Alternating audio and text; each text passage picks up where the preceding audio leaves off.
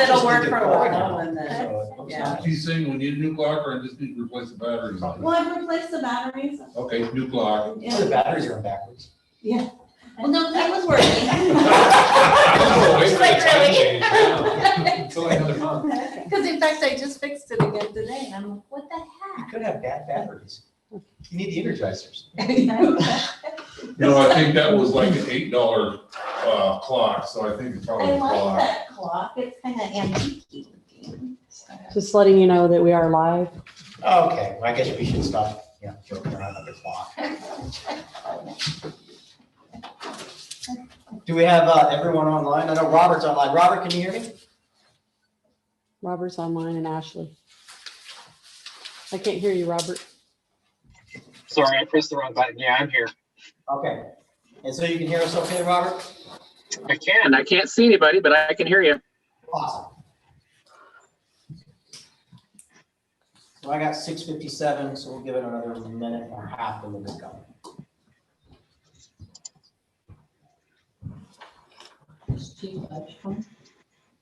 He was online and then he went offline. Well, I figured we were joking about a clock, so. Must be more pressing matters for other things. How things going down in Detroit? It's going pretty well. Getting better. We're ready to pour a foundation as soon as we get the county permits, and we're gonna do 2 cabins at the same time, or one of each property. So it's progress, right? Moving there. Yeah. Just man, the water's still up there. No water still. That's crazy. Politics. We don't even have electricity up there yet, but we have an all-new panel all the way up the pole. They even have a date in mind when they think it's gonna. Yeah, they keep telling us we're gonna get power anytime. They started cutting all the trees down, so they had to take all the power lines down. When they have to come back to put power lines back in. We're ahead I of freaked it. out when the power went out here, last week? Yeah, they were saying, a couple hours. I'm like, oh, boy. Did it really go out here one day? Yeah, just in a little block. Oh. Wild block. That was the cause. I'm like, oh, that poor squirrel. Internet was down a couple weeks ago for a Monday, a couple weeks ago, the whole day. Oh, Yeah. Okay, I got it at time, so why don't we go ahead and call the meeting together? We'll stand to the flag salute. Well, weird echo, most of us want. I pledge allegiance to the flag of the United States of America and to the republic for which it stands, one nation, under God, indivisible, with liberty and justice for all. Okay, with that, before we move on to regular agenda, council members, you all have an additional consent agenda, a 10C item to include, so just pay a mind to that. But with that in mind, any consent agenda topics that you want to pull out for discussion? Michelle? Yeah. No. James? No. Robert? I have none. Okay, then we will keep the consent agenda as is, and we'll move on to the first discussion topic, discussion of backfilling finance position and scalability for future growth. Now, let me kind of mention why is it worded that way. I understand that we have a need to fill now, a financial position, title TBD. But I also want to make sure that as a council, we're also understanding or taking into account the potential city growth and are we set up in terms of a employment by City Hall to support future growth as well. So I want to take that into consideration as we have the discussion tonight. With that, there is a few avenues we need to talk about. Number one, first, I would like us to discuss about the job posting on what we want to do there. After that, I would like to hear from our city employees. I'd like to hear from Mike, from Dave, from Vicky on their opinions in terms of what do we need to do to make sure that as a council, we are looking to the future, that we are looking on the scalability of our government in the future if acreage gets developed. I want to have that discussion as well. And I want to conclude it as well, and it's probably a good fit. We need to talk about consulting help, especially as the budget cycle comes up. For those that are here, and Robert, I'm not sure if you got it online, but we do have a certified public accountant and consultant resume kind of in front of us.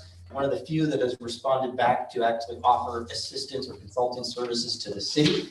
So I want to have an opportunity to also have that discussion to make sure that we get Vicki and Julie the help they need, and also that we get our budget cycle on track and we don't find ourselves falling behind on that. So with that, we all had a chance to take a look at our current financial position. If I was to take a 2 cents walk away from everyone's feedback on that, I got no one that wants to see this position backfilled as a director. I believe that is pretty much consensus from what I saw on the initial feedback. And I know my stance is I would not like the position to be having a title of senior anything. I think senior implies a level of compensation that we're looking for skill level. We're not looking at a title here. So with that, I don't want to jump out there. I want to kind of go through everyone's input first. And I'm going to go through it, by the way. I just happen to have it dumped in my list here. I want to make sure everyone's opinion is heard. James, yours is the first one on here. Because that was the last one to respond. Probably. You said, okay, I don't believe that there's any more info to add. I don't want to reiterate what was it. Okay.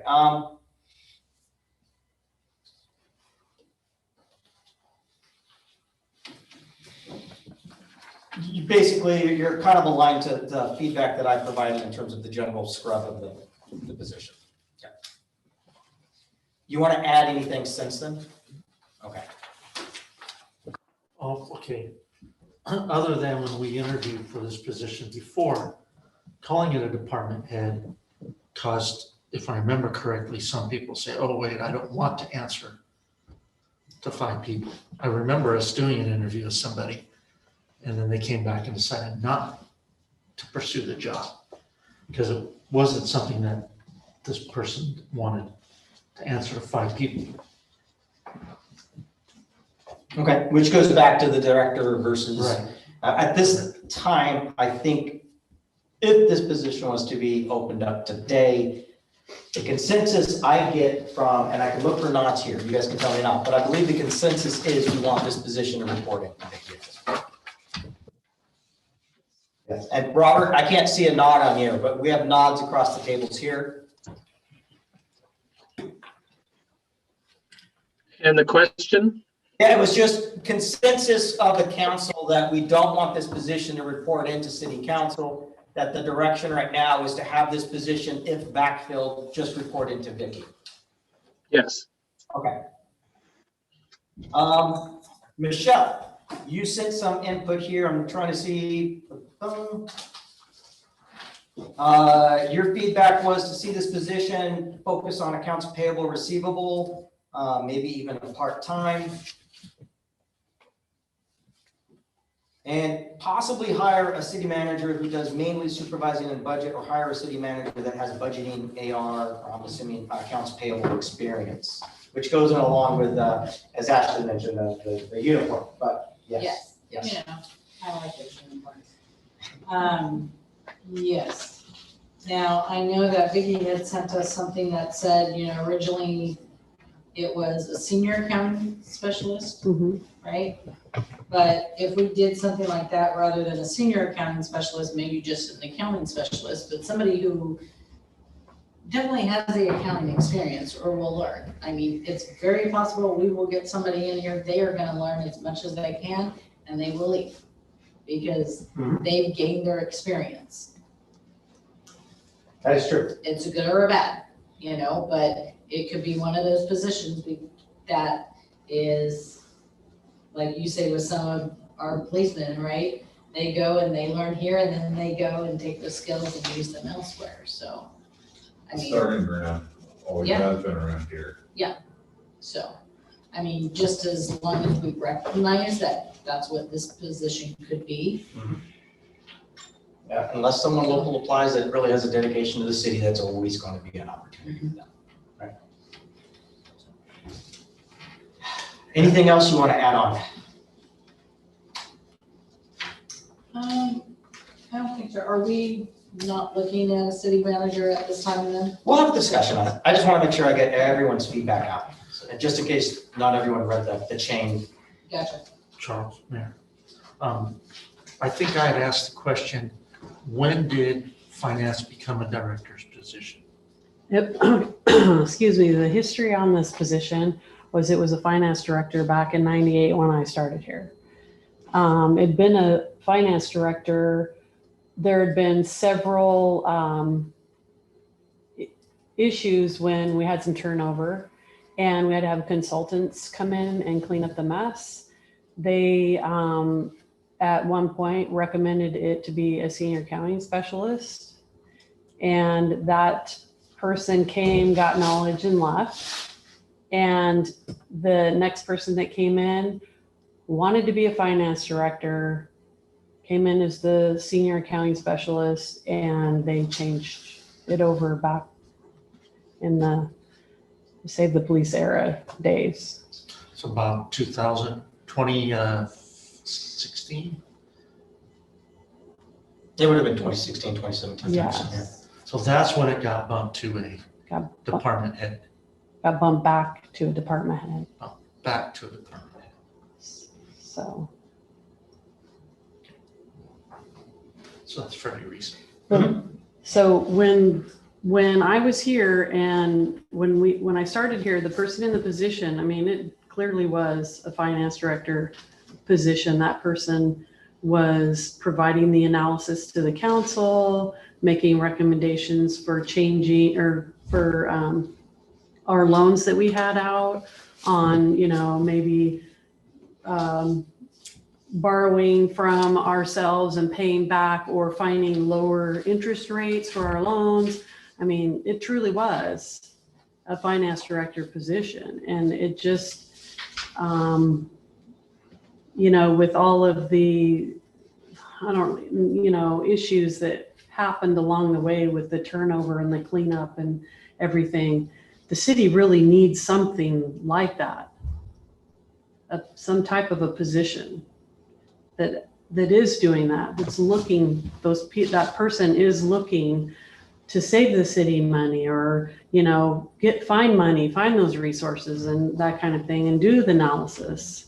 So if you're looking at, doing this, as accounting specialist or whatever, I don't know if they're going to do that. You're going to have what you already have.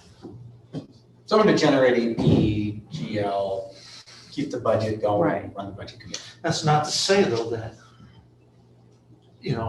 as they go between, they're busy getting the paperwork and they're getting down a little bit in time, that they couldn't learn and better themselves before they move on, learning that and excelling at that.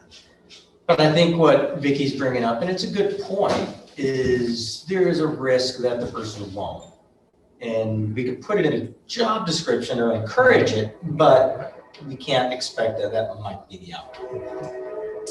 I mean, would there ever be the chance then, to direct this person out as either accounting specialist or senior accounting specialist? They gain all the skills that they need and they're looking at moving, but then you say, okay, well, what is it you're looking for?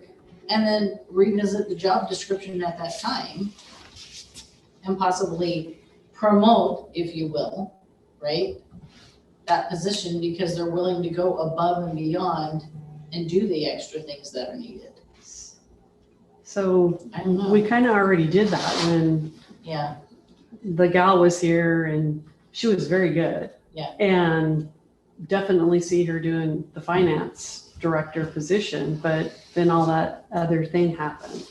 So I see that happening, but I don't know if I was talking to Charles about, I don't know how the other department heads feel, but I kind of feel like I'm this hamster on a wheel where we get somebody in, we train them, they leave, we have this mess, we're scrambling to get somebody to come in here. We hire somebody and it's just this turnover, Groundhog Day effect. I feel you. So- I feel that in my office, so yes. And I'm concerned that we have this growth out there, and it's coming. I was just talking to a developer, and I don't necessarily know, we kind of need a point person that's going to take us to move forward into the future.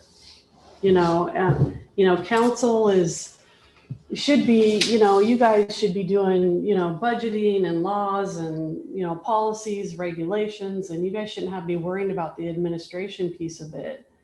You really, that's why Julie did all this research and created this wonderful spreadsheet about these cities that are, population similar to what we have and what their administration makeup is. And on this spreadsheet, there's 2 cities on here that don't have city administrator manager of some sort. Us and I think it was Sublimity or something. Is that right? Julie can tell you more about the spreadsheet. I can't remember, there were 2 cities, Hubbard, and I can't remember the other. And there were, the one thing that I noticed when we're actually talking about the unicorn, there were some unicorns on there. There were some, because I went into every city's website, I kind of got the city population, world populations, and went in, and there was like city manager / police chief, city manager finance, so. You go to cheap, right? But, there were some unicorns on there, so, maybe it can be done. Maybe I was talking out of turn, but No, it's fine. I'd rather have the discussion because we want to have this discussion. I would really like you guys I would like you to consider that now, because I think, we just keep doing this over and over and over, and we're not getting anywhere.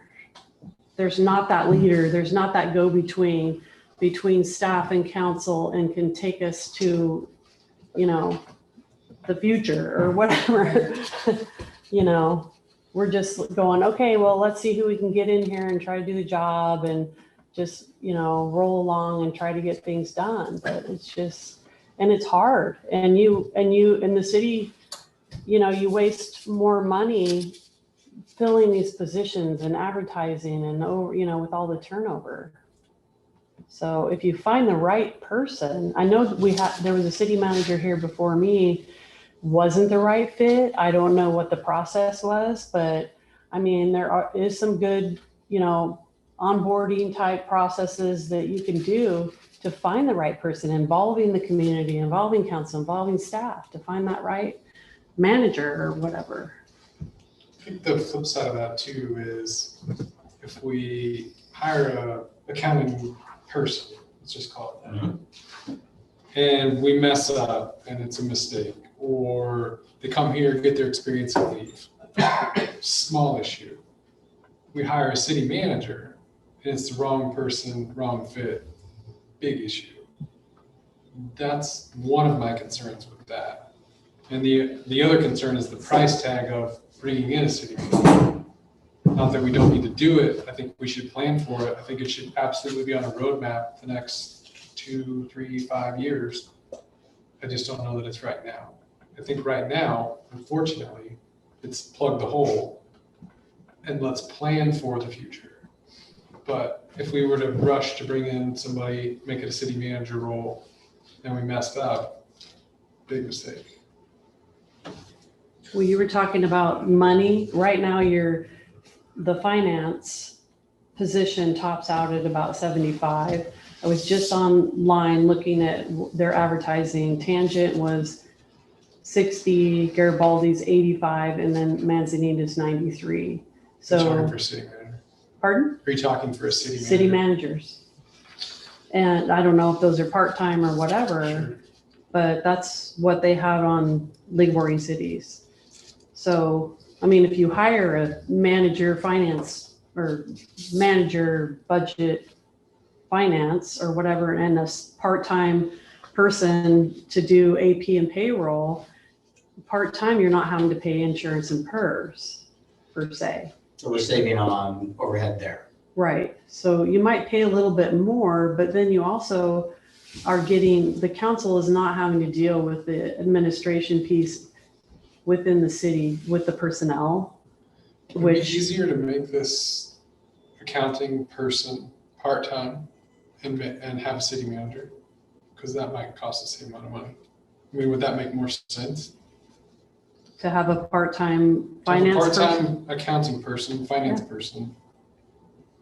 Because then they're not full-time, they're not PERS, they're not all those things. Then do we push the money to a city manager? To do what? To just be a go-between? It'd be more than that. They'd actually, if you have the part-time person, which is something that I had mentioned, you have them doing just the accounts payable, receivable. Your person who is your city manager needs to have budget experience as well as APAR experience, just because they need to be able to see and correct if that person is messing up, right, and fixing it. They would also be the HR person. So they would be in charge of all of that. People would report to them. So they're dealing with all the time sheets and all those kinds of issues. So there's several things there that they would be doing, not just the go-between. What's your thoughts, Robert? We haven't heard from you. I'm looking at the spreadsheet that was made and listening to what has gone on your end.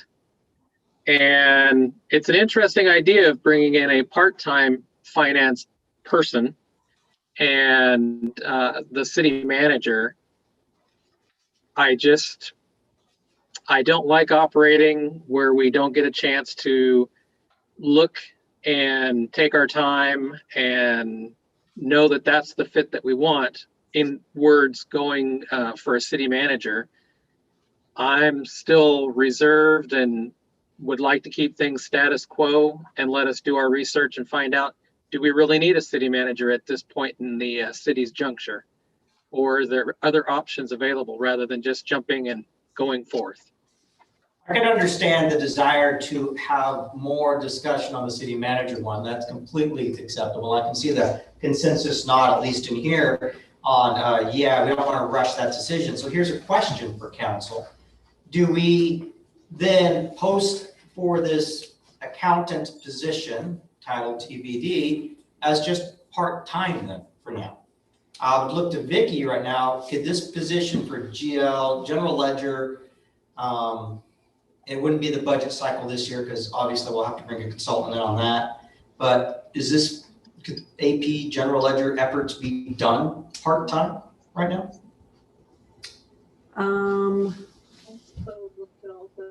Maybe they could be done, not the budget. I think that you might want to contract the budget piece out of it right now. Yeah, that's why I separated out budget cycle. That's something that's going to be different. I wanted to hear from the other two department heads. Like, what are your thoughts, Mike and Dave? Well, I think positive having a city manager does give us a person to go to where you guys are. I've never worked with a city manager until I came here.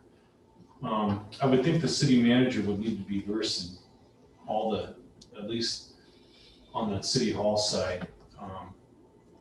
That could be a backup. So let's say we do get this part-time, we go city manager and we go part-time finance person leaves, at least the city manager would know what's going on, right?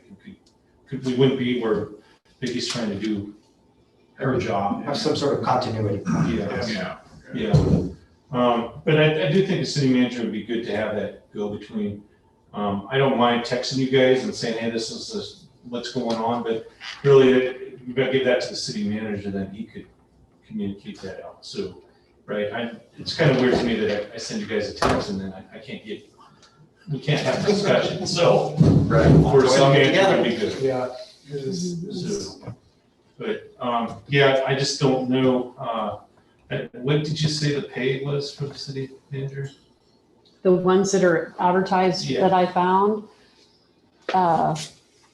60, 85, and this one was 93.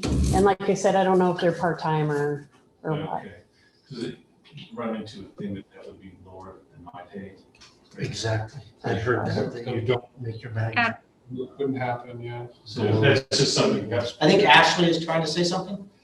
Yeah, I was just gonna say from my experience, that would not be part-time salary. It seems, the 60 seems low, but other than that, that seems to be about what a city of Hubbard size would be paying. So we'd have to be at 110. Yeah, I mean, I really never really paid attention to what people make, but Yeah. I would think that a city manager would probably need to be the highest paid. Right? Yeah, I agree. So, Real quick, what is Mike's opinion on that? I agree a lot with what he said. The one frustration I have with the current system is not being able to have that back and forth with the senior officials. I send you out an email. It takes possibly a while to get it back, and it's just email thing. I think that would be a plus when dealing with somebody above, that you'd have direct access to them. Come in the office, sit down, have a discussion with them about what's going on. Now, of the people sitting here, I was here when they hired the last city manager, and you're right, Taylor, it was a bad fit and it was a disaster. So, yeah, there again, those are very, very warranted words that you said, because if you get the wrong person, we could go through it again, and that took 18 months to get through that process. It was just horrible around here. What was the process? Do you recall when they hired the person? Did they involve the community and the staff, or? She came on about the same time I did in '93. As I was, I think I was explaining to you at that time, they had washed through every one of the department heads. Police chief was gone, public works superintendent was gone. We had Arnold Evans was still here, but he was just doing the basic budgeting stuff, and the city recorder had gone at that time. That's horrible. Terry. Yeah, they just, every department had left, and so they went, okay, to keep from having to go through this fiasco again, we're gonna hire a city manager. So they filled the other positions, hired a city manager. I think she came on within 2 months of me being hired. So as for your question, I don't know what process they went through to do that. Well, the difference is now we do have a set of good department heads that I think have a good grasp. I don't think you guys are necessarily planning to go anywhere. I don't see a for sale sign from your house. So, No, I just ran it and. so I guess my question is, we could discuss it later, how they got around hiring a city manager since our charter doesn't allow it, because Ashley pointed that out. But that's actually something we could figure out at a later date. But it sounds like what I'm hearing from the three department heads here is there is a desire for that single point of contact to help administer the city. Call it a city manager, call it a city administration or whatever, but I see that there is a desire from you guys, and I can see that. It'd be very frustrating because we can't technically sit down and even have a chat with you guys without us, I don't know, not being official. It's like if I have Mike, I've got a concern with something, I can't come to you with said concern without approaching every one of the council members and having a special session and or holding a special session to discuss. It's very difficult. That being the case, I'm also concerned though to post a full-time position when we think it could be done with a part-time position if we want to go down and investigate in the future with the city manager. Right now we're budgeted, is it 75,000 plus benefits for that position? yeah, so That's the it's top. probably 130 or 100. But does that seem kind of high for what we're gonna ask of? Oh, I would assume we would read. So is there a cost savings to hire full-time somebody there and then looking at what we can use the difference on as we move forward to find someone to fill in that position, maybe not from the outside?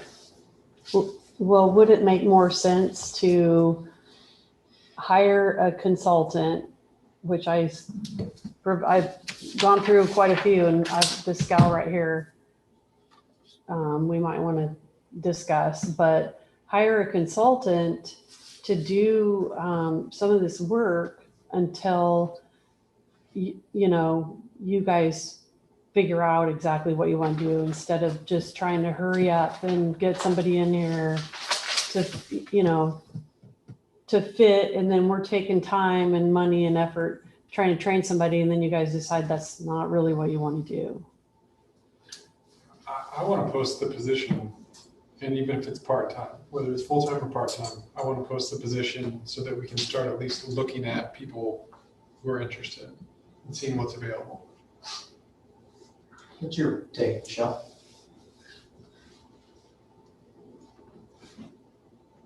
I don't want to rush it because I don't want us to make a wrong decision. But we can't sit on it too long either. So, even if we get somebody hired, it's probably gonna take, most people will give a month or two, right? So we're gonna have to hire a consultant in the meantime anyway. Well, I agree with that. So I guess, I'm kind of not sure, trying to wrap my head around this, but is it where we're looking at a city manager / finance? Or are we looking at a finance and then promoting within to a city manager position? I haven't heard about a promotion within. All I'm hearing about is department heads would like to see a city manager. I think there is somewhat of a desire on the board, but it's a mixed desire. We don't have a consensus on the board that we want to go that direction. We don't have the funds Yeah, to that's go it. that direction. That's right, we can't do two. That's what we're looking at. So either we bite the bullet and decide that we want to hire the right candidate that could be a city manager / finance person, accountant, if you would, that can do the budgeting, the GL, and the AP stuff. That has And grants we, experience. Hmm? That has experience in writing grants. or we backfill the position as it is now and then kick the can down the road, which it doesn't sound like the city staff necessarily wants to see the can kicked down the road. They would rather see the right decision made, and I agree that the council would like to see the right decision made. So I guess what we're hearing from Vicki is near term, we can bring on a consultant to help with the budget cycle that can help with the GL and account payable stuff. It might cost some, but it's a consultant, so we're not paying the benefits, et cetera, and we can monitor the hours there. And that gives us maybe a little bit of breathing room over the next month to probably have continued thought on what we would like to do. Of course, we as a council cannot discuss this on email. We can't discuss it in one-on-one chats, but we can have our own internal thoughts. We could also maybe even ask around the city population in terms of what is their desire from our different residents that we might run into. We might be able to ask, see what they want. If we can plan for this for the next budget cycle, I think that's the most appropriate way to do it. If we're looking at wanting city manager, let's plan for that for the budget cycle and see if we can make it work. And we could do that because we are right now in the budget cycle. Yeah.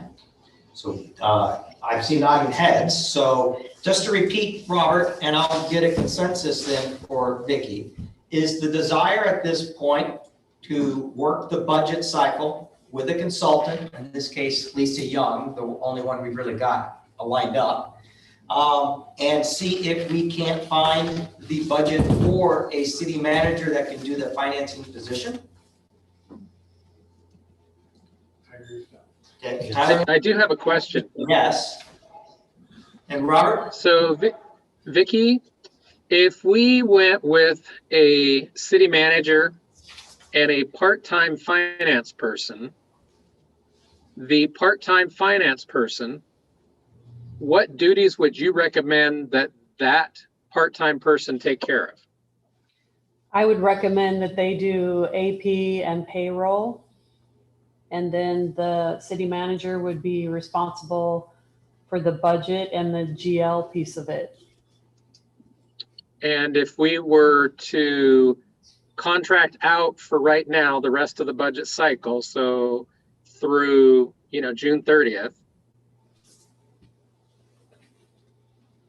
could we have the contracted person take care of those things that you would suggest the city manager do, financial type work, and we go out and get a part-time person now rather than a full-time finance person?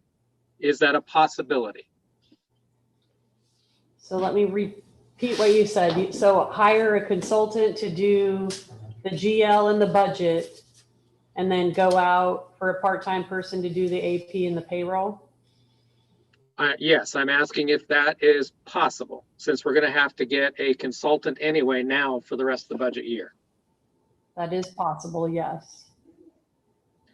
And would you also expect that if we went that route, that a part-time person would cost us less money now than hiring a full-time person for the remainder of the budget year? I don't think we can. Not the consultant. Yeah. I realize the consultant is still going to cost us money. I'm just asking for the city employee, part-time person. Would you expect that to cost less than if we went out right now and hired a full-time finance person? Well, I would think that the part-time person would cost less than a full-time finance person, not including the consultant, because you're paying, Yes. Benefits on top Yes. of it Okay. with the full-time person. Okay. That answers my question. Thank you. You're welcome. Contracted, we wouldn't be paying benefits. We would just No, be it's paying. contract, we're not paying Yeah. No, but the hourly rate is usually $300 an hour. Right.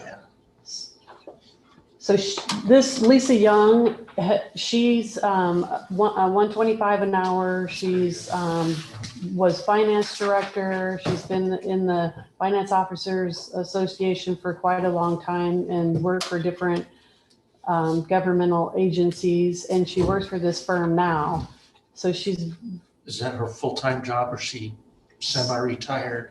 That's her job, that she works with them, and she's asked her boss if she can take on the city of Hubbard, and her boss has said that she can do that. So that's what they do, is they do these, that's part of their consulting business. And their bill rate's 125 an hour. Yes. We should ask her if we could give, I mean, is that negotiable, or is that 125, take it or leave it? I didn't ask her if it was negotiable. She might, maybe I could ask her on the budget if there's like a certain dollar amount Yeah. that she could do instead of an hourly rate for the Be budget interested in piece of that. it. Yeah. But that GL might be hourly, because depending on, month end stuff and Sure. whatnot. How deep she has to go in. I'm just saying, if we don't tell her, hey, you're the only one who's replied, Well, she already knows. I've got 2 pages and we've had this discussion, and everybody knows everybody in the finance world. Yeah, but so what did we pay that last consultant?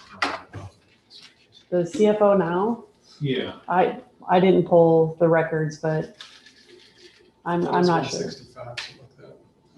an hour. Yeah. And they made up their own hours. I mean, there really wasn't a checks and No, there balances. was They build like lawyers. They're like, here it is.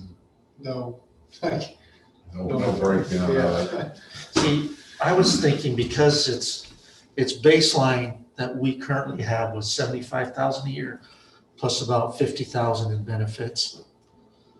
So if we even took 45,000 of that for a part-time person, that doesn't leave enough. No, it does not to cover the city manager, but that's why we would ask through the budgeting cycle, what does the budget look like for next year? And we can play the scenario through that. I don't want to use the term play, but we can work the scenario Exactly. with a city manager and a part-time accountant versus a part-time person. But until then, we can contract out with Ms. Young here, Right. have her work us through the budget cycle. She can run those scenarios for us, and we can have that discussion as the budget committee. The nice part about doing it through the budget committee, we also have residents that are coming in that are part of the budget committee, so we'll also get some additional input as well. Could we hire a temp person to do AP and AR until we make a decision? Well, you could, but somebody's got to sit and train them, and I'm trying to figure it out myself right We now. want them to be So- bondable, insurable, Right. have all the backgrounds. I'd say if the consultant's already there and she can do it, that'd be my vote. Just go with the consultant for now. That's my vote. Okay, so Tyler's saying, I just want to make sure it's clear, use the consultant through the budget cycle. And then in the budget cycle, we will work the scenario on the possibility of 3, 1, keeping it status quo. 2, that would be just a full-time finance position, whatever the budget would be. Second one would be a city manager aligned with a part-time AP person or accounts individual. And the third option could just possibly be a part-time only. I mean, there's 3 scenarios right there. What's the fourth? City manager who does the finance. Yeah, or, yes, Or the fourth unicorn. scenario is One the person. unicorn city manager, Yes. which I don't know how you put that in the minutes. You do the I'm looking emoji for a unicorn. I'm looking for a specialist type position. And we would want this, Lisa, to know that this was what our thoughts are. So as she does that budget, Yeah, she can work the 4 she knows scenarios. that's the 4. Okay, so James is nodding his head. Tyler, you nod your head on consensus. Michelle's got a consensus nod. Robert, are you okay with that? Yes, yep, so I'm fine with that. Okay, so the request into Vicky is yes, let us hire out with Lisa. I think what we're hearing from Tyler though is to see if we can't negotiate a budget cycle budget for her that it works within. I don't know how that works, but we can have you follow up with her on that. But during the budget cycle, we would like to work 4 budget scenarios. Did you get those down? Mhm. Okay, So would you grant me authority to negotiate with Lisa Young to work this contracting out for the budget and the GL? I think that's safe to I think say. we need a motion in Yeah. a second, I'll so. make a motion that we give, Whatever you want. that we, write it however you want it, Vicky, that we give Vicky. No, careful there. Authorization. Vicky drives up a We new give car. Vicky authorization to negotiate with Lisa Young to put together a price for the budget, the remainder of the budget cycle. I second that. Okay, we have a first, we have a motion, we have a second. All those in favor say aye. Aye. Aye. All those opposed? Okay, you have unanimous. Now, it was understandable that when we had CFO now, it wasn't too far into the process of using them that we got feedback from some department heads that they were not. I mean, if we see something like that happening, then we would expect that to be nipped very quickly instead of dragging it out like we kind of did. It seemed like with CFO now, maybe it was our own doing, but it just was reoccurring expenses over and over and over that we couldn't necessarily have all the accounting for. And we just felt burned and we finally said enough. And I think if you see this, you probably won't see this with Lisa. It sounds like you vetted her very well.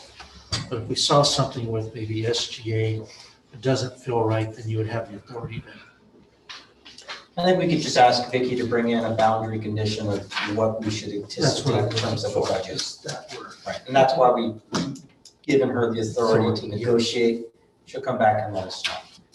Does that work, Vicky? That Thank you. works. That's exactly. Thanks. Okay, before we move on, department heads, any additional topic you want to discuss on backfilling this position? Any additional input? Melinda, you've been quiet too. You do have a voice. Actually, I don't really have anything that hasn't already been said. Before we move on, Robert, are you good with where we've left this topic? Yes, I am. Okay, James? Tyler? Michelle? Okay, then let's move on to the agenda. Agenda number 3, goodness gracious, fire code adoption and IGA request. Chief Pudge? Yeah, Mayor and City Council, the Hubbard Fire District has a request for the council to consider adopting the Uniform Fire Code. Currently, the fire district has the ability to enforce the fire code in businesses and buildings, commercial buildings in the city, but we don't have access in the city right-of-ways, utility accesses, and the private hydrants in the city. So this issue came up when we had a issue in a right-of-way, and I'll show you a picture of that. I'll see if you can see that. I'm going to share this screen. I don't think any of us can see it, but Okay, it says the host has disabled the participant screen sharing. Vicky, can you enable me? I can, but Are you live on Facebook? the council and members that are here in the room won't be able to see it. Okay, that's okay. I just had a picture of a hydrant that a homeowner built a retaining wall around. And it blocked our access to that hydrant, to the side porch of that hydrant. Now, we were able to get a workaround and put some fittings on that, and the homeowner worked with us, but we really don't have any authority to make them do anything. Had that hydrant been blocked completely, the fire district wouldn't have the authority to enforce it, and we would ask the city to. It would be easier if we were just able to partner with the city in that enforcement. So really, we're looking at two requests. One is for the council to adopt the Oregon Fire Code, and the other would be to enter into a partnership with the fire district for the enforcement. And Ashley will have some more information about what that might look like. But I'll just end with currently the Marion County Building Department, when they have our check codes for new development in the city, they use the Oregon Fire Code just like all the other counties. So we would all be working off the same code, whether it's new construction or enforcing existing buildings.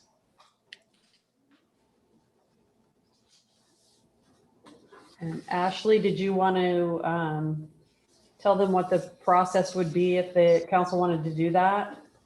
Yeah, I think Chief just did a great job of explaining it. So it's a two-step process.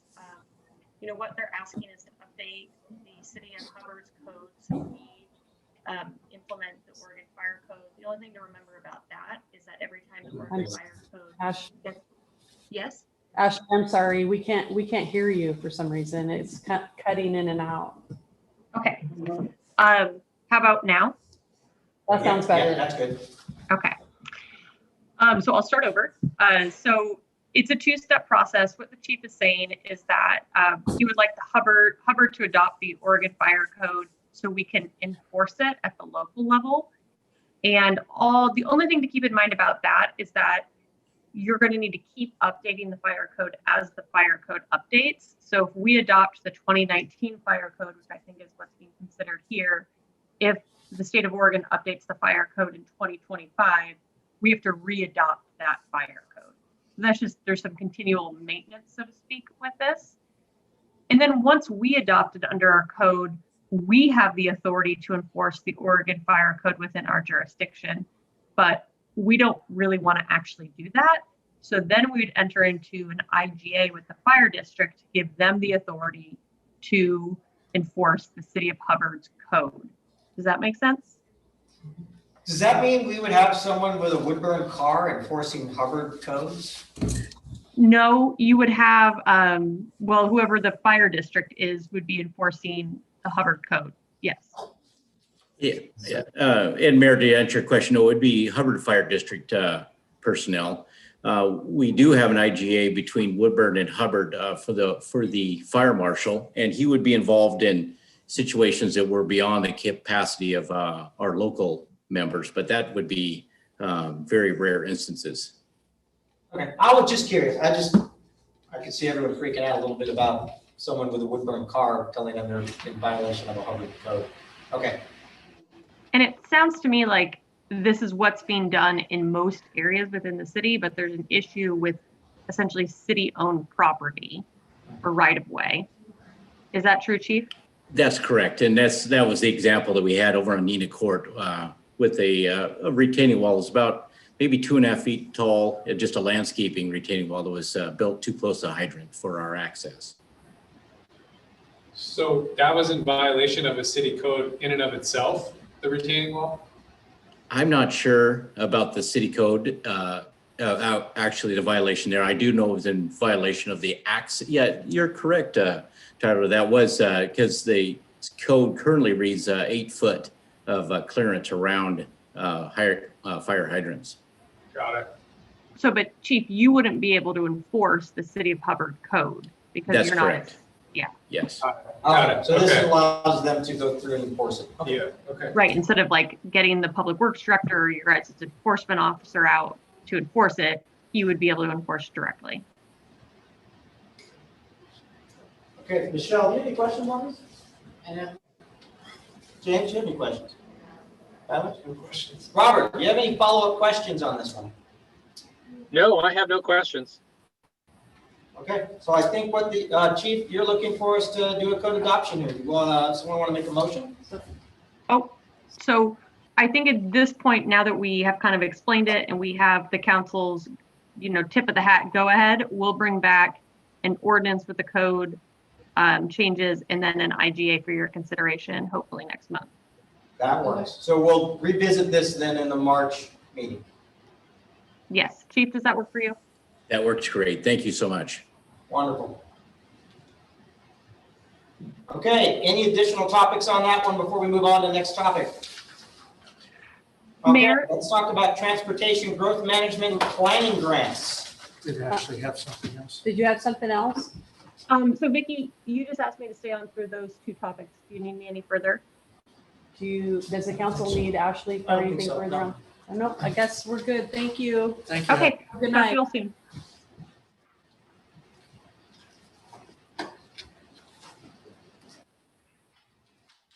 Okay, who will be taking us through the transportation growth management planning grants? That will be Renata, and she is online right now. Hi, Mayor and members of the council. Am I on screen or can you just hear me? They We can can just hear hear you. Okay, so my name's Renata Wakely. I'm the Community Development Director at Mid-Willamette Council of Governments. We provide member services to our municipalities as an ORS 190. We provide planning services to you. So you may know Holly Byram, who's your current planner.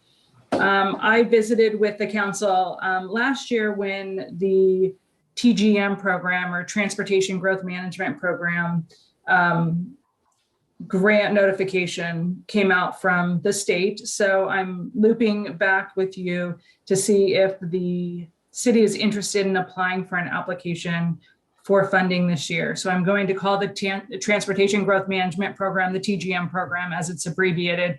The funding comes from 2 state agencies that work together, Department of Land Conservation Development, or DLCD, which is the statewide planning agency, and then Department of Transportation, or ODOT. So they do calls for projects once a year. Vicki asked that I come and just speak to you about this. They have not finalized the details for the 2021 cycle. So what you have is from their website. They'll be, DLCD and ODOT will release the timeline coming up. But I wanted to put this on your radar because we had discussed with council last year the potential for an application. I do want to be clear that it's a statewide application and it can be competitive, as most grant funding sources can be. So also included in your packet of materials by Vicki is the recent council goal setting that you went through. And I've also included some information of active TGM projects from 2020 to get you thinking about some potential projects that you may be interested in. Now, you don't have to submit an application. This is an opportunity for any community that thinks they have a competitive project and has prioritized goals for their community to try and identify grant funds to assist them in achieving those goals. So you've done, the hard work of the goal setting process as a council. And, you may be competitive because you've shown the effort and some of your priorities for the TGM program. COG can provide assistance to our cities. We typically will provide, just 2 to 3 hours of free assistance. I know it's not much, but we do serve a very large region, Marion, Polk, and Yamhill County, and all of the cities within. We don't bring grant applications, to a community seeking to help you on something we don't think you're going to be competitive on. I welcome you to visit the COGS website as well, where we have a list of grants. We have someone who does, grant writing on staff, and as a community, you can look through that list of potential grant sources and see what other opportunities you might have. So that's all I have for you tonight. I just wanted to make sure this is on your radar. Vicki, you may have comments as well. If this was, as Renata mentioned before, she came last year. I remember. Yep. And we still have that money that we get that 15,000 every year for 3 years. So if this is something that the council wants to start doing, this might be a good opportunity to. I thought we turned it down last year because of an associated cost with it. What was that cost? Yeah. Renata, what were the costs on the city side going to be for doing this? So they put with the TGM program with transportation system plans. The state has a list of consultants that complete this work. So if you are awarded funds, you will be using a DLCD or ODOT provided consultant. I believe, and the new guidelines are not yet on the website. I believe last year it was a 15% match, but most jurisdictions, especially a community of your size, can use in kind, meaning if your public works, city recorder, the fire chief is involved in meetings, you can use their time. And again, that's taking, their time away from other work that they're doing, but you can usually use that as your match for a grant application. This grant doesn't go against other grants. I mean, wasn't that an issue with something Oregon, that if we applied for one, we might not get another, or vice versa? This grant, would that cost us anything down the road like that? So for this particular program, if you were funded by the TGM program, I would say yes, that the TGM program will say, for the next 5 to 6 to 7 years, we're not going to fund you again under another project because we want to distribute funds throughout the state. So for example, one of the projects in 2012 I saw was the City of Independence, who had a TSP update in their last transportation system plan was updated in 2007. They came back to DLCD and the TGM program and got another grant. I don't know of many communities in the Willamette Valley that can complete a transportation system plan update without funding assistance from the state. I mean, Portland and Salem may fund that themselves, but for the most part, you need some assistance from statewide agencies, because these are rules that the state requires you to have a TSP, for example. So with Independence, maybe they got funding in 2007. They didn't come back again to do an update until 2020. So I would say that you could impact your potential to access this program in particular for a period of time. I do not think it has an impact on other state agencies and their funding sources. Thank you. I hope that helps. Okay, this is more of, it'd take a grant writer, someone like Melinda, to have to look at this and decide what she would want to request funds for. And is this something that our public works feels that it'd be worthwhile? I mean, if we wanted, could we look at, doing 2 miles of sidewalks for a grant like this? So it is for the most part a planning grant. These are not transportation dollars. When you apply to the Oregon State Parks and Recreation Program, for example, in my experience, you apply to the state to adopt a parks plan or identify some parks planning priorities. And after you complete the planning process, you're then more competitive for construction dollars. So this would not be, as far as my understanding, and I don't work for the state. I'm not a representative of, I'm a representative of the Council of Governments, but I don't believe that they will fund actual construction projects.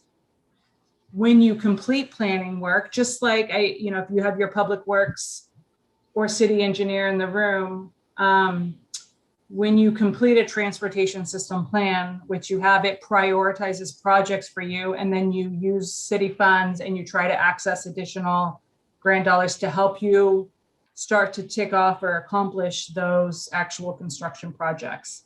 So, I'm not suggesting you need a TSP update. I spoke with Holly earlier. I believe your transportation system plan is from 2012. If you want to continue to work through what you've identified as priorities in your transportation system plan, you can continue to do so if you don't think it needs an update. But I believe in the goal setting, and one of the questions for the community is multimodal, is the transportation engineers typical language is, do you as a community want to start to look at pedestrian connectivity, increasing transit opportunities, trails, bike, that is a potential TGM program. Again, it's competitive, so you need to identify what is your, top priority in your community when it comes to transportation, all aspects of transportation, and, submitting that to the state and saying, we need assistance with you. And then they hire the consultant. They award this grant to you, but they hire the consultants that will come in and help you do that planning work, including working with your planning commission, your city council, town halls. Okay, why don't we do this? Mike, can I ask you and Melinda to come back to see if this is something that could benefit the community for the next meeting? I'm assuming this is something we don't need to make a decision on until next council session? Would you have a date on that, Renata? They haven't updated their timeline. Excuse me. From last year, they had a March 2020 deadline. To me, it appears that they've made an announcement that the new guidelines will be coming out soon. But if we're this late, if we haven't seen the final rules, I don't expect they will have applications within 1 month. So I think you're fine, Mayor and Council. Is that okay? I'm getting a lot of consensus that we have Mike and Melinda go investigate this, see if there's a value add for us, and make a recommendation for us based on that. Rita, Robert, before I move on, do you agree with that consensus? Yes. Okay, just wanted to make sure. Do you have any questions, Robert? No, I appreciate the information that was presented. Excellent. Okay. Thank you. Thank you. Is there? Mayor, if I have one other comment, just a reminder that the COGS annual dinner is next Wednesday. It's a Zoom event. I know that you guys do a lot of online events in Zoom, but it really is a recognition of regional collaboration and awards for leaders throughout the region. So Vicki should have details on our annual event, the 17th, that's next week. It's at 6 p.m. So I hope to see some of you there. What are we serving for dinner? Not this year. Right. Okay, thank you very much. Thank you. Thank you, everyone. Take care. Okay, let's move on to the next discussion topic. Discussion regarding footbridge in a dog park. Mr. Freya. Hello, can you see me as well as hear me? Well, we can't see you because we're all in a room, but we can hear you. Okay, all right, as long as that's good for you, then that's good for me. So I had two items that I wanted to bring up. One is more so a long-term goal, and one is a short-term goal. I think I'll start with the short-term, if that's all right with you guys. So one, thank you so much for having me. Thank you for, letting me chat about my different ideas in the community and stuff for these, random projects that I like to come up with in order to try to improve the community. And thank you again for letting me build the disc golf course. It's been so much fun. I've been taking my dog down there all the time, and I've been seeing some folks down there, and everyone seems to be enjoying it so far. So I'm very happy with it. I actually just went over there today and finished putting in a couple little Mando signs and drop shot signs, which are disc golf terminology you don't have to worry about. But anyway, so what I'm hoping to do in order to essentially finish the 5-hole disc golf course is, instead of having the travel path from the from hole 2 to hole 3, what that currently is basically going up and towards up the hill, and most people probably are cutting like through the grass and then walking back on quite a long stretch of the hole 3 fairway, which is not necessarily a big issue. It's just that, someone would have to wait for someone to walk up, and if they were on hole 3 while someone's coming from hole 2, so that way they don't, throw at them or anything. But what I'm hoping to do that I think will help the flow of the course is basically cut down about 15 more feet of blackberry bushes, and then about 4 feet of that or so. It's difficult to measure right now because there's so many blackberry bushes there, but is that little drainage ditch. And I'm not fully aware of all the liability aspects and such, but in my personal opinion, the bridge that I would like to get approved to be put in would be a pretty simple thing. And I think essentially you just need, 5-foot long 4x4s that would be supporting 2 by 10 inch by 10 foot, pieces that would essentially be cut up into about 3 feet wide and then be going parallel over the long 4x4s in order to create a sturdy ground contact pressure treated wood bridge that would not rot, because it would be that specialized ground contact pressure treated wood. And because I think it's only 4 feet really that you would need to go over, it doesn't seem like it would be necessary to get too much fancier than that. But I do also understand it would be happy to support. If we needed to put handrails up on that bridge or whatever, that would be fine. I just know it would be more expensive and require a more intricate design. But the one that I just explained to you would cost about $130.28 from the quote that I made. May I interject? Go ahead. I did talk with our liability insurance carrier about this, and he said that he would recommend that the bridge be engineered That's with what I was railing. gonna have to actually talk to Mike. This is something I'm assuming because it's on a public walkway. Right. It needs to be engineered properly. Backyard fine, yeah. Has to be engineered, it has to be ADA compliant. It has to follow all the rules that we would in any other type of pedestrian walkway. Sure. And because of the nature of the irrigation ditch he's talking about, there's a considerable amount of erosion that happens there every year. And the thing's probably 6 to 8 foot deep, and at the bottom you've got riprap rock. So if something were to happen with somebody on the bridge, they'd probably end up in a wheelchair, if not dead. So that's the reasoning behind the engineering and the ADA and the whole thing. Mm-hmm. And that would be fine. I would be happy to, work on in any way, that project if it was to be approved.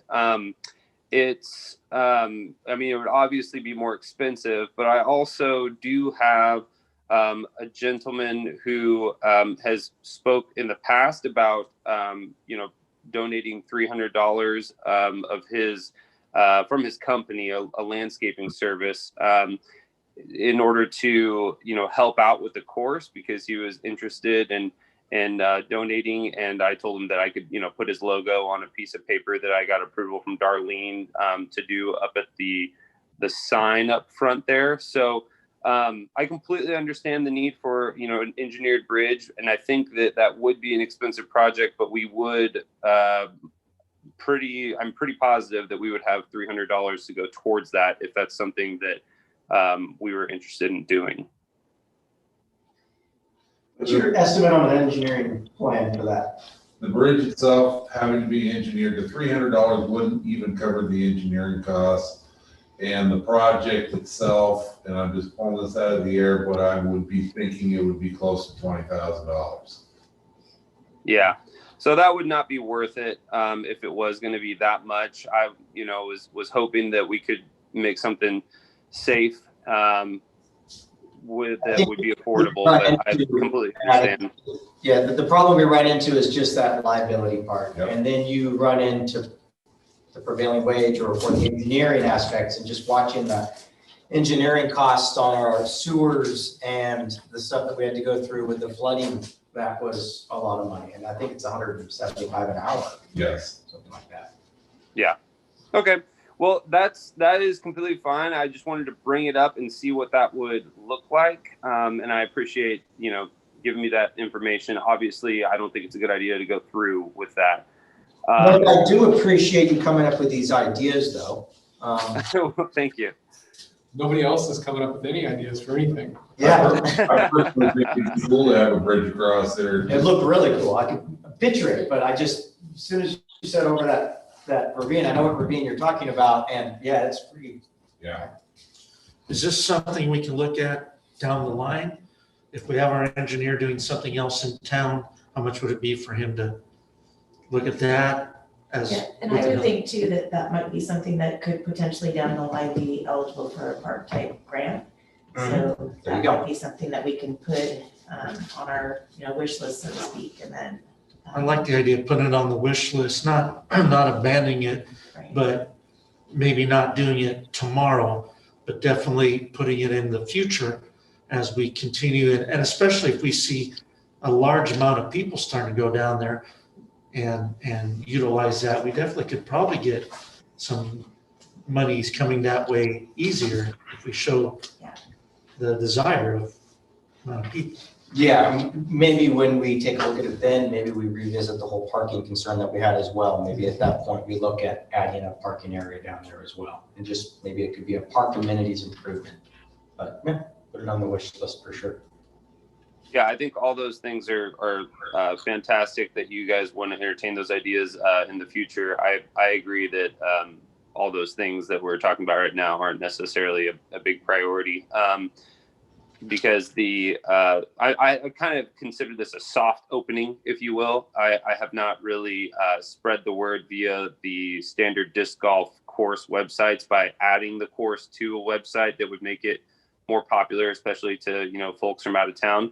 I'm sure that's going to happen because it happens regardless of whether the builder does it or not. I'm just kind of letting it happen on its own time. So that way, the neighbors around can kind of get used to the idea before it gets to where it's really popular. But is it okay if I go ahead and move on to the second point that I was hoping to kind of open up to chatting? Yes. Perfect. So the dog park that I was thinking about that would be ideal, I'm not aware of one in Hubbard, and the location that I was thinking of would be at Barrondies Park on the far corner, just right behind the tennis court.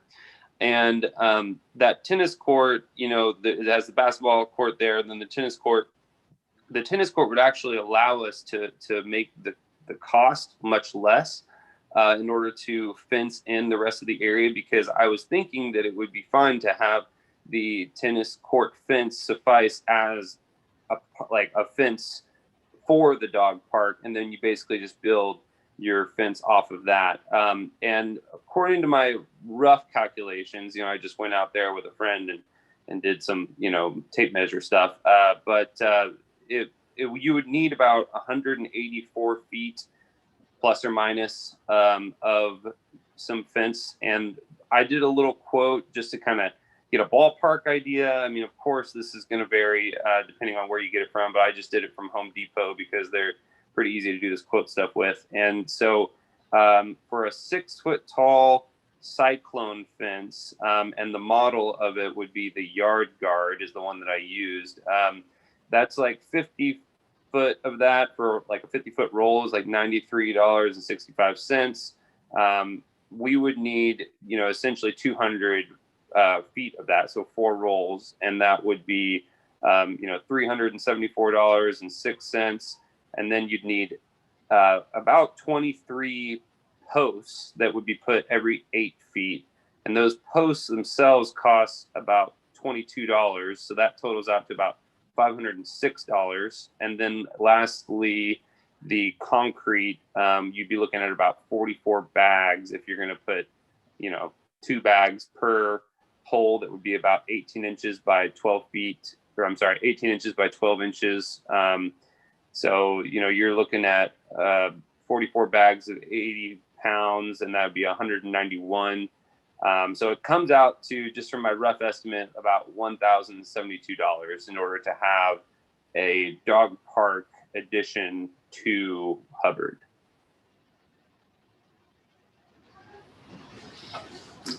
Is there a walkway behind and all the way around Yep, the tennis court? that would put a fence right across the walkway in 2 different spots. And right now, that's the main purpose, well, one of the main purposes that people use that park for. Yeah, is they the walk walking path. yeah. The other And problem I see is it floods really bad behind there. it does flood there. Seen it? Yes, we're there every day. I was aware of this proposal earlier, and I was thinking that there is an alternative spot to put a dog park, and that would be on the 3rd Street entrance in that corner spot where the big walnut tree sits across from the playground. I know what you're talking about. Isn't there some memorial plaques there right now, though? Yeah, we have to choke up where we put the fence and be on the other side of those memorial trees, but that would be the place that would make the most sense for. That'd actually be a good location, because then parents can let their dogs run and play while they're watching their kids play in an underutilized area. Right. And the other thing about it is, I was listening to your cost analysis, and I agree, if you were to do that in your backyard, that's what it would cost you. There we go. But when we're talking about doing it on a citywide event, you're having to do it to professional standards. So generally, something like that would cost us more money, because we'd have to go with the designs that are standard for municipal dog parks. More so like they've got in Woodburn, where you've got 2 separate gates that you have to go through before you actually enter the dog park. What about turf within it? Is it grass still, or is it some sort of crushed stone? I know it's grass, but the grass at the one in Woodburn generally takes a pretty good beating. My concern would be also how we access it to cut it. I mean, we already have a hard time trying to get our own grass cut. Right. And are there liability issues? That's something we haven't looked into yet. Although I do like the idea of having a dog park. Could we ask for an estimate on what it would take? And that is something that we could at least consider. Yeah, I mean, Yeah. just, again, Matt mentioned it as a long-term vision, and right. I don't disagree with the long-term vision on this. Long-term, I don't know what that's defined as right now, but this could also be something that could be, once we get an idea what the cost is, maybe we can community fundraise. Maybe there's enough dog owners that want to actually chip in, and we can put a future dog park sign with one of those thermostat things that show how we're fundraising towards it. Or we did come to you last year and talk about some walking lights and some other upgrades to the that part of Barnsley Park. We could add that on to part of that project. Walking lights, I like that. Yeah, hopefully the walking lights will go sooner. It gets dark in. Yeah, it does. Well, I walk through there 4 or 5 times a week, and I start at like 5:30 in the morning. So Oh geez, it's real dark. Tell me you're wearing a, if it's not raining, I do. Where, what, I don't even wanna know. No, So I Matt- saw him one morning and You're fine. it was very dark and he had all of this black slipper and it's like you couldn't see him. So Okay. he needs to have something reflective. Okay, Matt, does that work? Kind of work for what we're looking for there? Well, we're just gonna ask Public Works to figure out what a cost would be and see how we can align it to a future upgrade. Yeah, I think that's fantastic. And I would be happy to help in any way in order to, whatever would help to accelerate anything. I know that you guys do an excellent job, but I also know there's a lot of protocols you have to go through and whatnot. And, I think that I'm looking at that spot on Google Satellite and, Google Maps Satellite, and I think it looks pretty ideal. That would alleviate the people using my front yard as a dog park. The vacant lots next to us. those Okay. all day long. Yeah. So with that in mind, Matt, these are great ideas and I do appreciate, at least from my standpoint, I think I see nodding heads across the council for these great ideas. I mean, this is really what we want in terms of community involvement coming up with. How can we improve the living standards and the amenities within our community? Yes, thank you, Matthew. Thanks, Matt. Well, thank you. Thank you for letting me bring it up. Thank you. All right. All well, I'll right, go ahead. driving on forward, appoint the budget committee member. We have 3 positions available. We only have 1 currently. 2 positions are still available, so I'll continue meeting at least where I can to see if we can't find volunteers to jump in on this, because it's a great opportunity, as I've told people, to get involved if they want to understand the city finances. With that, though, we do have 1 application before us. Rocky Sherwood. I don't know if he's actually online. No, he's not. All right. I did talk with him. He was looking at both the planning commission and the budget committee. The planning commission is crossed off because when I had a chat with him, he didn't realize what the planning committee was. So he says though he does want to be on the budget committee. So with that, we have 1 candidate that would like to appoint. Make a motion to appoint Rocky Sherwood to the budget committee. Which term? Well, let's see. I would say the term through December 31, 2023. The longer we can keep him, the better. There you go. Do we have a second? I second that. Okay, all those in favor say aye. Aye. Aye. Okay, that passes unanimously. So do we need to go out and make the payment, find 2 more? Yes. Or isn't that something that the municipal judge can do? Order somebody to. Or somebody. Budget committee in lieu of. I think they're proud of that now, don't they? In lieu of a fine, you'll have to serve on the budget committee. You Not guys bad. had Matt on the line. You should have asked him. Yeah, is Matt still on? He left. Oh, darn it. I thought I somebody. will actually hit him up on it. He might actually be You interested. have he to be live in a Hubbard? citizen. Yes, he lives in, he I, bought that, he bought a I'll house. double on check on that Baines because I know Boulevard. planning, you can have Actually, 2 outside. I'm not sure on the budget. I'll have to double. Does he not live inside the city any longer? He does. He Matt still lives does in the live, city. okay. Okay. With that, let's move on. Discussion regarding farmers market. So I'm going to make this somewhat brief so everyone can get a slight picture of what's going on. The budget, or the farmers market committee or commission, what do you call it? Commission or committee? Committee. Committee, okay. They obviously haven't met because of COVID. We can't pull a market together. It doesn't look promising this year. Obviously, we're still in extreme danger apparently. But with that, we also have lost, from what I understand, 3 individuals on it. Bethany, who was the primary lead, had to resign. She now has a bakery that is keeping her way too busy. Jessica, I think her term's pretty much expiring. We had 1 that was appointed that never showed up. And Marty, who was leading the effort, has an unplanned family emergency where he's actually relocating to California. So at this point, there is 2 individuals, I believe, Megan and Troy? Troy, still on it, but they have not met. There is no lead. So at this point, the committee itself is pretty much just non-existent. And I know Megan, she is on the Chamber of Commerce Board of Directors for Woodburn and the treasurer for She's pretty Kiwanis, busy. and she's very busy. So what I would like to propose for us to think about here is we've got people like Matt who are passionate about parks, passionate about planning activities, etc. I don't think the farmer's market's gonna come back. I've been to other markets, and though we gave it a shot, the liability insurance started kicking some of them in the rear. So we lost a lot of vendors from that, and we just couldn't get the foot traffic to justify the fees that they were having to pay. I mean, I think the Berry Farm, who was selling out of all their produce, was still basically breaking even. And they can actually bring more produce to Beaverton or even up to Silverton and basically just do better. My suggestion is, you know, and I want council to think about this, we can discuss it next time, taking this and turning it into more of an events or parks type committee. Get people like Matt and individuals that have a passion for the parks and the community to come up with these ideas, even Rocky in this case, where he wants to come up with community events through the parades, etc.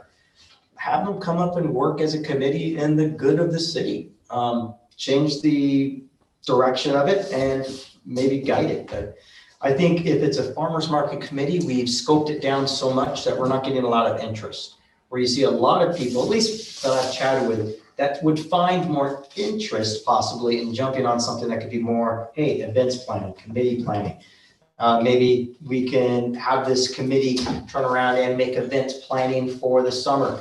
Maybe they can help out with the Hop Festival activities. Maybe they can help out with a concert in the park or a movie in the park. Who knows what it might be. But what I'm saying is if we maybe allow this committee to have more of a scope of event planning in parks, maybe we can actually get better ideas coming in. It sounds like that's what the Hop Festival Committee already does. Somewhat. And instead of duplicating efforts, you know, us encouraging or having a little more input to help the Hops Committee. I mean, it's just, I don't want to duplicate efforts, but. No, I don't want to duplicate it. We have some people that are excited. Let's get them into a role, maybe an existing committee and make sure we can get that one off the ground. Yeah, how is the Hops Festival? Okay. Right now, nothing is really going on. We haven't met for several months because it's all been up in the air because of COVID. I mean, it's like, would we even be able to have a Hops Festival in July? Are we gonna even be open enough? I think last year, this time, we were actually already discussing line of facts. I mean, Yeah. it was pretty far ahead to be able to get this stuff booked. And even then it was behind it. Yeah, because people last year nobody wanted to book entertainment, you know, the entertainment people were like, we don't even know if things are going, we don't wanna do it. So I don't know that we've tried this year yet for it, we haven't, so. So what I want to make this update quick. I want you guys to go back and think about what can we do? We do have individuals like Matt in the community that seem to be pretty energetic. You know, how could we harness that? That's what I'm looking for. So you guys come up with ideas, let me know. Quite honestly though, in terms of the farmer's market committee, I think we give it a noble attempt, but I don't see it. Can we put it on hiatus for now? We could. Well, right now, that's what it is. So I mean, but do we have to make it official? Because it's a resolution, isn't it? It's actually in your ordinance. Yeah, it's in our ordinance. It's in the code. The committee is in the code. Yeah. Okay. So I don't think, if you don't have any members, Just gotta it's stall. just, yeah. We don't want to get rid of it, but we don't want to. Don't want to get rid of it. I just want to think, what can we do? I'll verify that to make sure, but I really don't think that you have to do anything at this point. Thank you. And I think even with COVID still going on, I think it's hard just to get anyone that look, we can't even fill the budget committee. Okay, anyways, I just want to put that seed in everyone's mind and also just give you that quick update in terms of how the committee is just kind of breaking apart. Mayor or council presentations, I just kind of did a mayor's one. I had it on my list to, as a council presentation, is just take a moment to thank Marty and Ally for their years of service for Hubbard, for what they've done. I did hear, they contacted me a couple of weeks ago about them having to move, relocated. We told them that it would be missed in our community. He's done some things for our community, for the disabled, is outright great and cherishable. And so I think as a council, we should just, you know, make sure he understands that we appreciate all he's done and wish him the best in his future. Great, he's done a lot from the ADA crossing on 99. He's been a great advocate for, The fire department. that's right, serving on the fire district board as well. So, that's all I have. What do you suggest could we do? We do a proclamation, just thanking someone. We've done things for the Plazinskis before. And You can, or you can do a plaque or some kind of a appreciation plaque for them. I don't know. What's Just the plaque want cost? to at least let him know that he was a valued member of our community. You can do that. But, Do you want to do that? Yeah. Because they're leaving in March, right? Yeah, they're That's leaving pretty very, close. very soon. Like early March or, They close, I think, on their house in February. They're moving furniture out. They'll be gone within, I think, 3 weeks, 2 to 3 weeks. so Quick. even if we did it the next meeting, they may not be available. It'd probably be something that I would have to deliver or some council members would have to deliver. Which is probably something, if we can get something, I'm sure James and I could probably arrange this time to see them before they leave. If that would be acceptable to council. Absolutely. Robert, is that okay with you? Yes, it is. Okay, then Vicky, if we can get something in place, James, you and I can find a time in the next week and a half before they disappear, or 2 weeks, and I'll be around for the next 2 weeks. okay, I'm working from home anyways. So. Third week, maybe. Yes, Okay, any other council presentations or updates? Tyler? I guess mine was just, questioning with the Hops Festival and if you guys thought that we could get something going. What is the atmosphere of anything? Well, we just got the latest declaration coming out today. Marion County is still considered extreme danger. I think that's the designation, which means our indoor dining is still shut down. I think they review it once a month. So the Every next 2 weeks. Every 2 weeks. So let's say best case, we get some sort of relief now, maybe at the end of February. I don't know. It would still be nice, I think by July, maybe summertime, that we could do something. Maybe we can't do a full hop festival, but maybe we can. Parade for sure. Huh? Parade for sure. Yeah, maybe do a Okay. parade and maybe see what we can do just to pull together a community event of some sort. Maybe a community, I don't know, barbecue or something. I don't, just tossing out ideas. Because maybe by July, we will have the restrictions lifted. Maybe we don't get a big band, but I know Matt has a pretty darn good band. We can get them to play. I mean, one of the thoughts that we originally had talked about too at one time was maybe finding food trucks that would come and surround the park and do it that way. Yeah, Chick-fil-A, that'd be awesome. I don't- But yeah, I guess it goes back to if the Hops Festival Committee can come together and make a recommendation. But I think if we could do a hop festival light, it would be great. Okay. But I don't think we should book entertainment and stuff like that, because I don't think we're gonna. Yeah, and no beer garden or. No, it would be probably I just a know. daytime event, parade and maybe a community gathering of some sort. Okay. Thank you. Robert, anything you would like to add? No, I have nothing. Okay, let's move on then to our reports. We'll start off with Chief Brash. So my report's pretty short. I introduced you to Mark Y. Just before the meeting started. We're excited to have him on. He goes for the police academy March 8th and started his basic training. He's riding around with Officer Jimenez for the next 4 weeks. Intermittently, we'll have trainings that he's going to. So I don't want to put him in uniform. Well, we don't have his uniforms anyway, but I'd rather he goes to basic so, And you mentioned you have him lined up for March. March 8th, he's in. Okay. Yeah, we got confirmation, so the academy's going. Seeing, we did get one of the new vehicles out there, it looks pretty good. No complaints, Marcus has been driving it, or Officer Minutes, right? So it's, appreciate the citizens using that vehicle. Should have the next 3 hopefully online by the summer, if not sooner. So I think there is something on there. I didn't know that the mayor came and signed multiple documents. I didn't realize that had to get an additional approval, so you guys will be talking about that. That's a consent agenda, right? Yeah. And, in Mayor, we'll have to adjust one, had the wrong dollar amount on there, but I'll run by your house once get approved. I'll hopefully have those tomorrow or next day. For those that don't know, those leasing vehicles was like buying a house. Yeah, but then Yeah, you did see it, yeah. they had me filling out all that paperwork. I'm like, I don't know how to do it. Yeah, so, any questions for Chief Rash? Robert? No, I have no questions. Thank you, Chief. Again, thank you for the cars. It's a big deal. Okay, let's move on then. Do we still have Chief Bud? No, he left. Okay, I think we kind of got his update. Move on to the administrative department. I have nothing to add to my report unless you have questions. Look forward to this Mama Bears espresso. What is that one? The food cart. Yeah, the food cart going to be down there by the car wash. Oh, okay. Yeah. Yeah. Interesting. They've been talking about it online. Yeah. Facebook. Good competition for the new coffee house. Yeah, there you go. Another coffee house.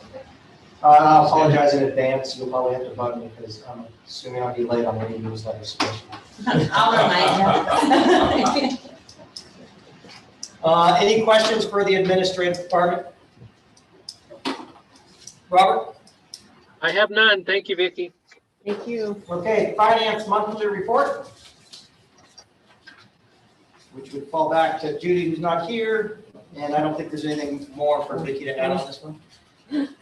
We're just moving along. Julie and I are moving along. So I said, obviously, we still have money coming in and money going out. Something's working. Monthly report from Public Works then. You've got my report in front of you, and I don't have a whole lot more to add. Do you? Not at this time.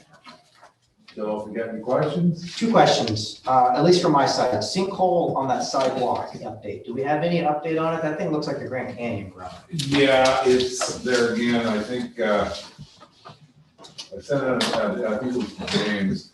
What we're in the midst of there is a argument between Matt Kennedy and the contractor that put that in, which they're having some issues with. He's having problems with his parking lot and the sinkhole, and it may be a little while before we actually get that set out and settled. Is there pressure that we could apply on that contractor in the sense of the city pushing to have, since that's a public right of way, to get it fixed by going against him in terms of his bonding? Exactly. I'm all for it. I don't have the answer to that. Could you? Because it's was a private contract. I can make some inquiries and find out. Could you please? Yes. Okay, because I don't want it to go on too long. It is getting bigger. It's looking worse. And perhaps this could even benefit Kennedy in the sense that it might get his contractor figuring out that he's got to get this addressed. Okay. Okay, do we have consensus? I've got three on the council. Michelle? Yeah. Robert? Yes, please, contact.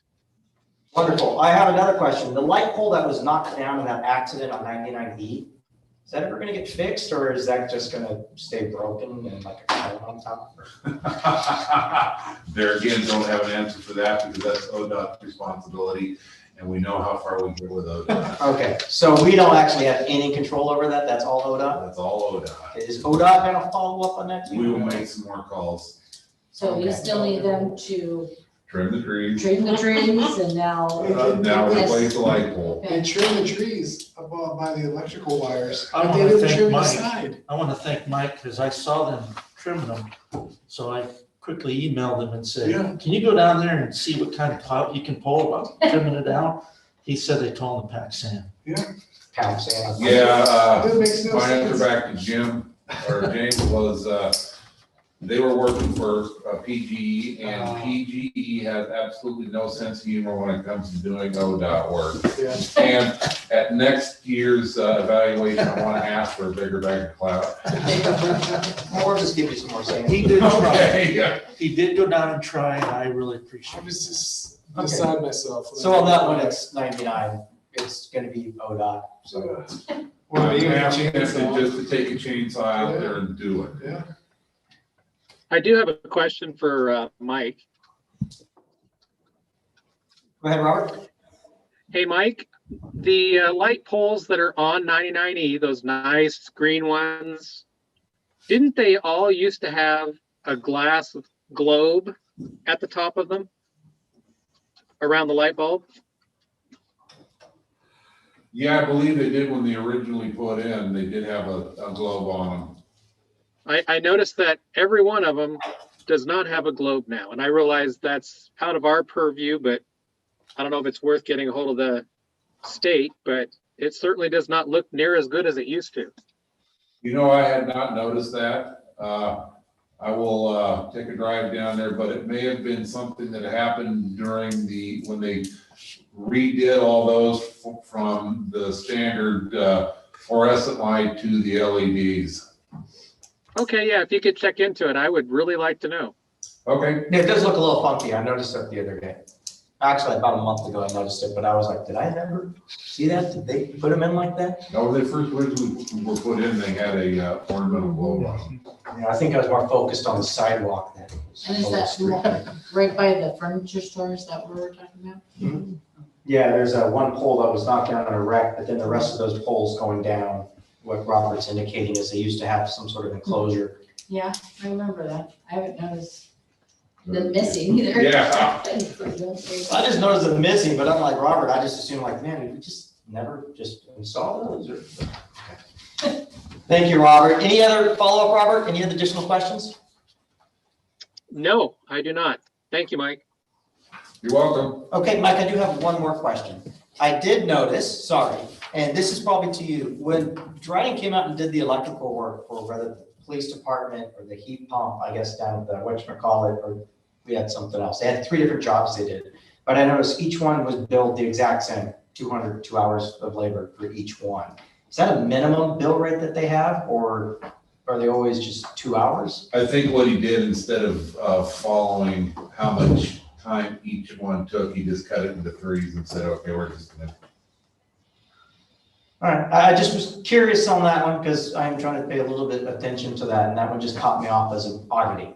I will call him up tomorrow and ask him. Okay, just curious if it's a minimum hours or if, you know, it's truly taking 2 hours to replace a $28 part, or is it, yeah, so that's what I was looking at. Yeah, I will find out. Thank you. Any other questions for Public Works? Awesome, then let's keep driving through and maybe we'll actually get a bedtime. Consent agenda at this point, then we have 3 topics on the consent agenda. Since nothing was pulled out, I will go ahead and read the titles. A, approval of the January 2021 check register report. B, approval of a police vehicle lease agreement and authorize the mayor to sign. And C, approval to move Officer Marcus Amirez from step C to step D of the Hubbard salary schedule effective February 1st, 2021.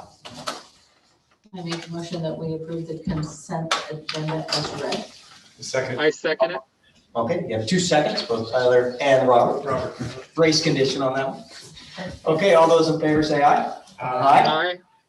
All those opposed? Okay, consent agenda carries unanimously. With that, do we have an appearance of any interested citizens? None online. None online. We'll keep moving on. Next topic would be for adjournment. I make a motion to adjourn. Second. Hold on.